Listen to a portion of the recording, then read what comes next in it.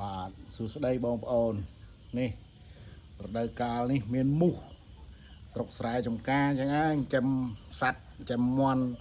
ចាំទាអត់ប្រើថ្នាំអីទេបងប្អូនគឺពពួកផ្សែងធម្មជាតិហ្មងនេះពពួកច្បើងងាកឡើងពពួកដើម្បីដេញមូសខ្លារដូវកាលនេះរដូវកាលគ្រុនឈាមបងប្អូនបកចិត្តត្រង់ទៅផ្សែងទៅនោះដេញមូសអស់ហើយបងប្អូនអើយនេះធម្មជាតិសុទ្ធ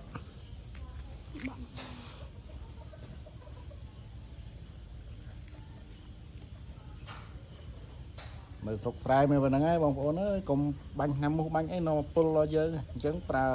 ពពួកភ្លើងចំបើងអស់ស្ងួតតែមានផ្សែងនឹងមូសរត់ហ៎បាទអូមកផ្សែង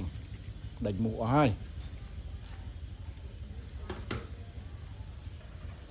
បាទអរគុណបងប្អូន